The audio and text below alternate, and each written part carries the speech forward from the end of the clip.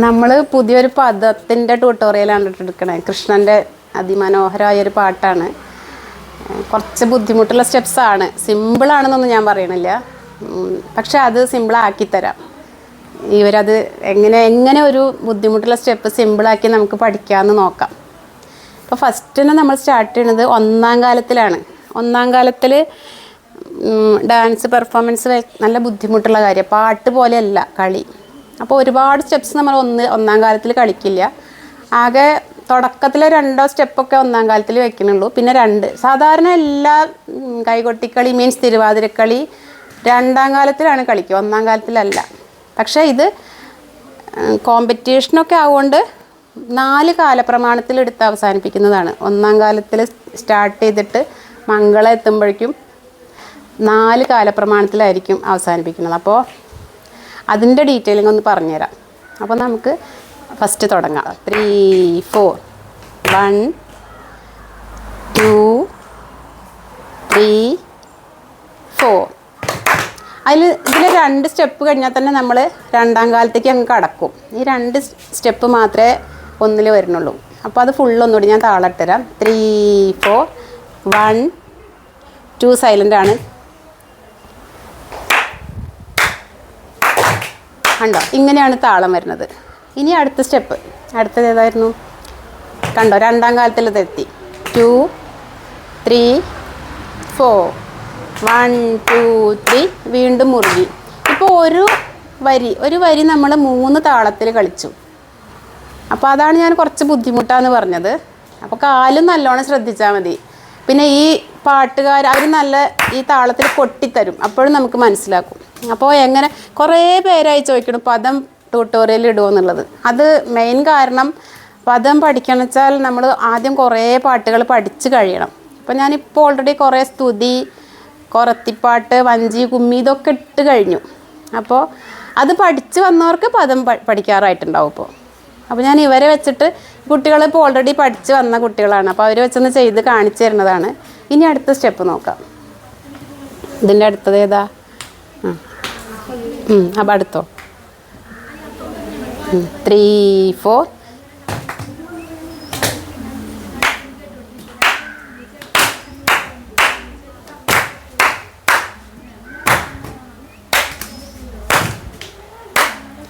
1 2 3 4 1 2 3 4. ഇപ്പം തന്നെ കണ്ടോ, സ്പീഡ് കൂടി വന്നു. ഇനി മോഹവാരി രാശി, അത് വീണ്ടും സ്ലോ. 3 4 1 2 3 4 5 6 1 1 2 3 4 5 6 1 2 3. ഇത് നമ്മൾ ഈ സൈഡിലേക്ക് കളിച്ചതല്ല ആ സൈഡിലേക്ക് കളിക്കണേ. സാധാരണ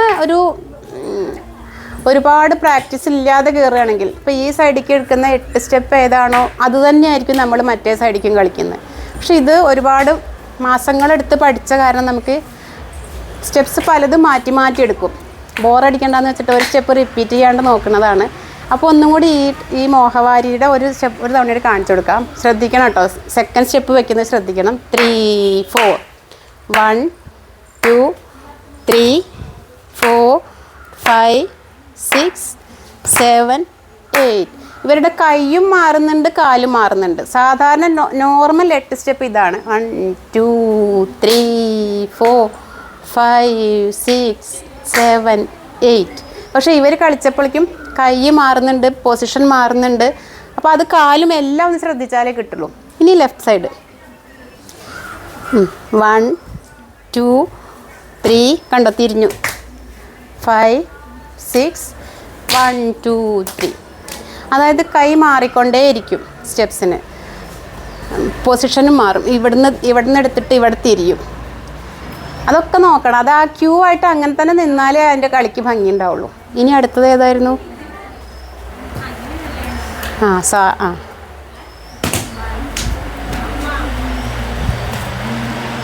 നോർമൽ 8 സ്റ്റെപ്പ്. ഇതാണ് സാധാരണ 8 സ്റ്റെപ്പ് എന്ന് പറയാം. പക്ഷെ അത് സ്പീഡൊന്ന് കൂടി, നമ്മൾ ആദ്യം എടുത്തതിൻ്റെ ഇരട്ടി സ്പീഡിലാണ് വരുന്നത്. അതായത് 3ാം കാലത്തിലേക്ക് എത്തും. അതൊന്ന് കാണിച്ചു കൊടുക്കാം. 3 4 1 2 3 4 5 6 7 8 1 2 ഏത് സ്റ്റെപ്പിനൊക്കെ താഴ്ന്നുണ്ടെന്ന് ശ്രദ്ധിച്ചാൽ അറിയാം. നമ്മൾ സ്ലോ കളിക്കുമ്പോൾ എല്ലാ ഓഡ് നമ്പേഴ്സും താഴ്ന്നിട്ടുണ്ടാവും. 1, 3, 5, 7 ഇത്ര എണ്ണം വരെ താഴ്ന്നിട്ടുണ്ടാവും. പക്ഷെ സ്പീഡ് വരുമ്പോൾ താഴ്ന്നതിൻ്റെ എണ്ണം ഓട്ടോമാറ്റിക്കലി കുറയും. അപ്പോൾ 1 കഴിഞ്ഞാൽ പിന്നെ 3 വരെ താഴ്ന്നില്ല. ഒന്ന് നോക്കി നോക്കാം ഒന്നുകൂടെ. 3, 4 1 2 3 4 5 6 കണ്ട് ആകെ കൂടെ പിന്നെ 7 മാത്രമേ താഴ്ന്നുള്ളൂ. അങ്ങനെ താഴ്ന്നില്ല എന്ന് വെച്ചിട്ട് സ്റ്റെപ്സിന് ഭംഗി കുറവൊന്നുമില്ല. ആ സ്പീഡ് കൂടുന്തോറും നമ്മൾ താഴ്ന്നതിൻ്റെ എണ്ണം കുറഞ്ഞേ പറ്റൂ. പിന്നെ ചവിട്ടുന്നത് ഇപ്പോൾ ഇതിൽ ശ്രദ്ധിച്ചാൽ അറിയാം, ചവിട്ടിൻ്റെ സൗണ്ട് എല്ലാ സ്റ്റെപ്സിലും വരുന്നില്ല. 1 വരില്ല, 2 വരില്ല, 3 അവർ നിന്നിട്ടേ ഉള്ളെങ്കിലും 3 സൗണ്ട് വരും. 1 2 3 4 5 6 7 8 3ക്കും 7നും മാത്രമേ ചവിട്ടുന്ന സൗണ്ട് വരുന്നുള്ളൂ. ഓക്കെ, ഇത് കഴിഞ്ഞാൽ പിന്നെ വീണ്ടും ഒരു സ്റ്റെപ്പ് കൂടെ ഉണ്ട്.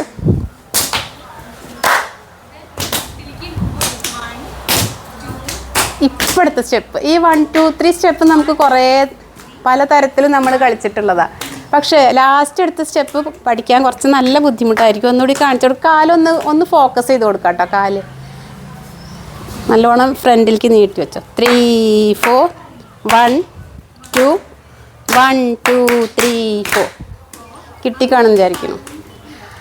കാല് മാത്രമായിട്ട് എടുത്തിട്ടുണ്ടല്ലോ. അപ്പോൾ അത് ഈ താളം നമ്മൾ ആദ്യം കൈ കൊണ്ട് കൊട്ടി താളം പഠിക്കണം, എന്നിട്ട് കാലുകൊണ്ട് കൊട്ടി കളിച്ചു തുടങ്ങിയാൽ മതി. അല്ലെങ്കിൽ അതായത് നല്ല എന്താ പറയുക, താളത്തിൽ ഉറച്ച് വരാൻ നല്ല പണിയായിരിക്കും.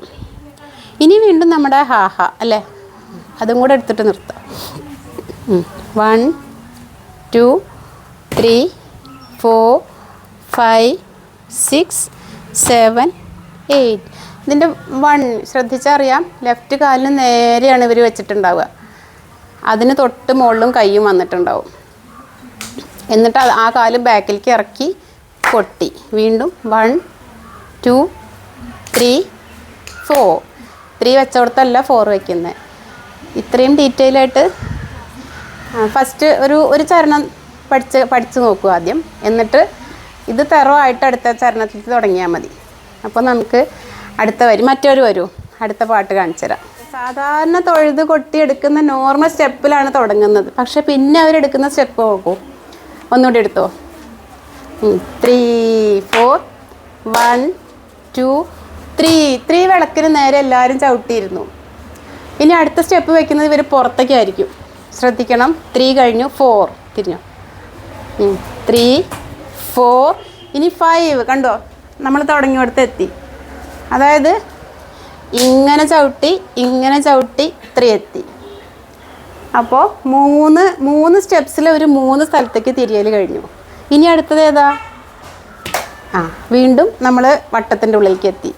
ഒന്നുകൂടെ ആ സ്റ്റെപ്പ് എടുത്ത് കൊടുക്കാം. 3 4 1 2 3 4 5 6 7 8 വീണ്ടും 1 2 3 4 5 6 1 2 3 ലാസ്റ്റ് എത്തുമ്പോൾ താളൊന്ന് മുറുകി കൊടുത്തു അവിടെ. ഇനി ഏതായിരുന്നു ഇത് കഴിഞ്ഞിട്ടുള്ളത്?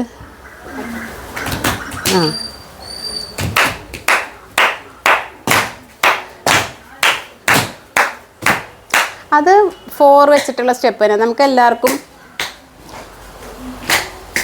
ഇപ്പോൾ നമ്മൾ പല സ്തുതികളിലും ഒക്കെ എടുത്തിട്ടുണ്ട് ഈ ചവിട്ടി കയറുന്ന സ്റ്റെപ്പ്. അത് കഴിഞ്ഞാൽ വീണ്ടും ഹാഹ. അതിൻ്റെ സ്റ്റെപ്പ് എങ്ങനെയായിരുന്നു? 1 2 ശ്രദ്ധിക്കണം. ഈ നമ്മുടെ കയ്യിലൊരു ബോൾ ഉണ്ടെന്ന് വിചാരിക്കുക. അപ്പോൾ ആ ബോളിനെ കവർ ചെയ്തിട്ട് എങ്ങനെ കൊട്ടും? ഇത്രയും വലിയതാക്കി കൊട്ടണം. അങ്ങനെ കൊട്ടിയിട്ട് കാല് ഫ്രണ്ടിലേക്ക് വെച്ചു. എന്നിട്ട് അതേ കാലാണ് വീണ്ടും ബാക്കിലേക്ക് വെക്കുന്നത്. അപ്പോൾ ഒന്നുകൂടി കാണിച്ചു കൊടുക്കാം. 3 4 1 2 3 4 കൊട്ടി ക്രോസ് ചെയ്ത് കുത്തി, വീണ്ടും കൊട്ടി ക്രോസ് ചെയ്ത് കുത്തി. ഈ ക്രോസ് ചെയ്ത് കുത്തിയില്ലെങ്കിൽ ഈ കാല് വെക്കുമ്പോൾ വട്ടം പോവും. അതായത് ഇങ്ങനെ കുത്തി അതിൻ്റെ അടുത്ത കാല് വരുള്ളൂ. അപ്പോൾ നമ്മുടെ വട്ടം പോവും. അതുകൊണ്ടാണ് ഇങ്ങനെ മാക്സിമം ഇങ്ങനെ ക്രോസ് ചെയ്ത് കുത്താൻ പറയണത്. ഇത് കഴിഞ്ഞാൽ പിന്നെ പെയറായിട്ടുള്ളതാണ് അല്ലേ? ഹന്തുണ്ട്. ഇങ്ങോട്ട് നീങ്ങി ഇങ്ങോട്ട് അതും കൂടി കളിക്കാം. അതെങ്ങനെയായിരുന്നു? 1 2 3 4 5 6 7 വീണ്ടും 1 2 3 വന്നു.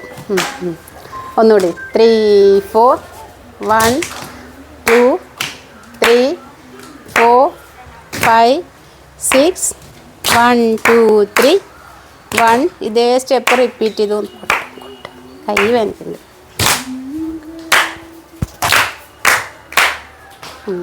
ഇനി സ്പീഡ് ആ കറക്കം നോക്കണം കേട്ടോ.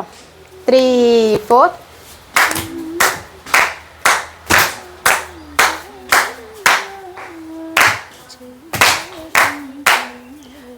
ഇതും 8 സ്റ്റെപ്പിൽ പെട്ടതാണ്. ഇപ്പോൾ ഇവർ കറങ്ങിയെടുത്തത് ഒന്നുകൂടി വലിയ സർക്കിളിൽ കറങ്ങി വരണേ. ഇത് മാത്രം ഒന്നുകൂടി കാണിച്ചു കൊടുക്കാം. 8 കറങ്ങുന്നതും എന്നിട്ട് ഇവിടുന്ന് പെട്ടെന്ന് സ്ലോയിലേക്ക് വരുന്നതും. 3 4 1 2 3 4 5 6 7 8 1 2 1 2 3. ആ മാറ്റം മനസ്സിലായിട്ടുണ്ടാവും, താളം മുറുകിയത്. ഇനിയാണ് നമ്മുടെ ഹാഹ അല്ലേ, അത് മനസ്സിലായി. ഇനി ഉദ്ധവ സുമത അടുത്ത ചരണം. ഈ തുടക്കം മാത്രം ഒന്ന് കാണിച്ചു കൊടുക്കാം. ഉദ്ധവ സുമത തുടങ്ങിയത് പെയറായിട്ട് ലാസ്റ്റ് സ്റ്റെപ്പ്, ലാസ്റ്റ് ചരണമാണിത്. നീങ്ങി കുറച്ചുകൂടി ഇങ്ങോട്ട്. ഈ ഡിസ്റ്റൻസ് ഈക്വൽ ആവണം. ഇങ്ങനെ പെയറായി വരുമ്പം ഫ്രണ്ടും ബാക്കും ഈക്വൽ ആവണം. അതാണ് ശ്രദ്ധിക്കേണ്ടത്. ഇവരുടെ ഫ്രണ്ടും പെയർ പോലെ, അതായത് ചേർന്നല്ല വരുന്നത്, ഒരേ ഡിസ്റ്റൻസിൽ വരണം. എന്നിട്ട് അവിടെ നിന്നിട്ട് വേണം കളിച്ചു കൊടുക്കാൻ. അതായത് വട്ടത്തിൽ നിൽക്കുന്ന ആ ഡിസ്റ്റൻസിൽ നിന്ന് തിരിയുന്നേ ഉള്ളൂ. പൊസിഷൻ മാറാൻ പാടില്ല. എടുത്തോ. 3 4 1 2 3 4 5 6.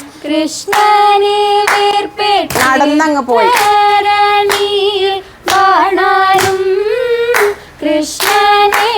ആ സ്റ്റെപ്പ് ആ കഴിയുമ്പോഴേക്ക് തന്നെ കൈ അങ്ങ് കോർത്ത് പിടിക്കണം.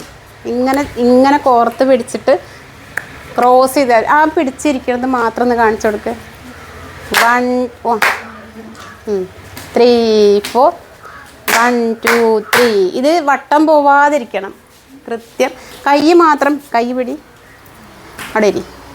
കണ്ടോ, കൈ ക്രോസ് ചെയ്തിട്ട് ഇങ്ങനെ വരും. ഒരേ ലൈനിൽ ഫേസ് ടു ഫേസ് ഇങ്ങനെയുള്ള ഇരിപ്പ് കിട്ടണം. ഇത് കഴിഞ്ഞാൽ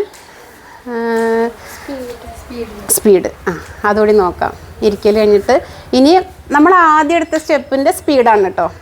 3 4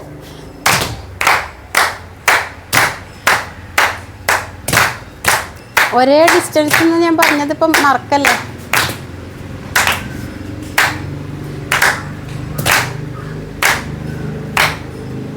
ഓക്കെ,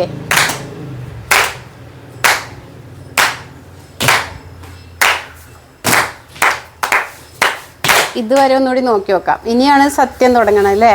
ഒരു ഇംപ്രവൈസേഷനാണ് കേട്ടോ പാട്ടിലെ. അത്യാവശ്യം നല്ല ബുദ്ധിമുട്ടുള്ള സ്റ്റെപ്പുകളാണ്. ഒരു പേരിനെയും കൂടെ വേണമെങ്കിൽ വിളിക്കാം. 2 പേരൂടെ വരൂ, ഇല്ലെങ്കിൽ വട്ടം ഇവർക്ക് മനസ്സിലാവില്ല. എവിടെയും അവിടെയും കൂടി നിന്ന് കൊടുക്കേണ്ടി വരും. ഒരു സെറ്റ് പേരൂടെ വാ. സത്യമീതെന്നുടയ ചിത്തമവനെ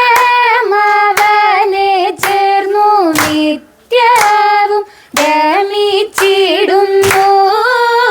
അവനെ ചേർന്നു നിത്യവും ഗമിച്ചിടുന്നു.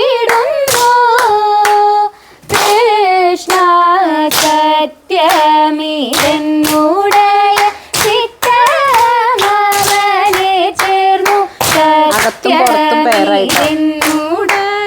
ചിത്തമവനെ ചേർന്നു നിത്യവും ഗമിച്ചിടുന്നു. ശ്രീപദന്തയ്യോ ഗോകുല വല്ലഭ പാലയ കൃഷ്ണ ആന്റെ കനിവില്ലയോ. പാലയ കൃഷ്ണ ആന്റെ കനിവില്ലയോ. ആഹാത്തേന്നാണ്. കൃഷ്ണ ഇത്രയാണ് പദം.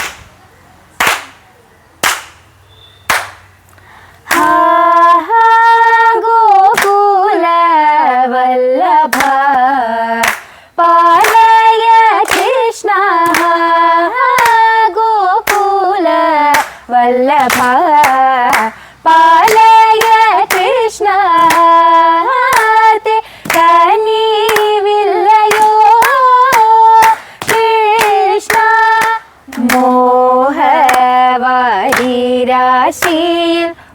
മുഴുകും ഞങ്ങളിലേവം മോഹവാരിരാശിയിൽ മുഴുകും ഞങ്ങളിലേവം സാഹസം നീ തുടർന്നിട് ഞങ്ങളിലേവം സാഹസം നീ തുടർന്നിട് ചെയ്വതെന്തയ്യോ ഗോകുല വല്ലഭ പെന്തളിർ പണിഞ്ഞിടുന്നോരധരമതിൽ ചിന്തുന്ന മന്ദ ഹസിതം അധരമതിൽ ചിന്തുന്ന മന്ദ ഹസിതം കൃഷ്ണ അന്ത കാൺമതിലെന്തു സംഗതിയുളവാക്കും അന്ത കാൺമതിലെന്തു സംഗതിയുളവാക്കും കാന്തമേ കാർമുകിൽ വന്ന ചെയ്വതെന്തയ്യോ ഗോകുല വല്ലഭ ഉദ്ധവ സുമതി കേൾക്ക കൃഷ്ണനെ വേർപെട്ടിത്തരണിയിൽ വാണാനും കൃഷ്ണനെ വേർപെട്ടിത്തരണിയിൽ വാണാരും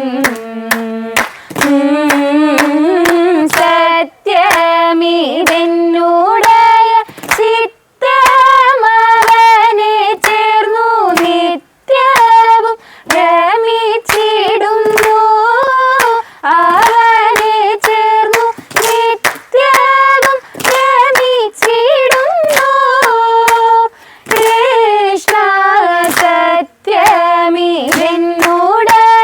ചിത്തമവനെ ചേർന്നു സത്യമീതെന്നുടയ ചിത്തമവനെ ചേർന്നു നിത്യവും രമിച്ചിടുന്നു ചെയ്വതെന്തയ്യോ ഗോകുല വല്ലഭ പാലയ കൃഷ്ണ ആന്റെ കനിവില്ലയോ പാലയ കൃഷ്ണ ആന്റെ കനിവില്ലയോ കൃഷ്ണ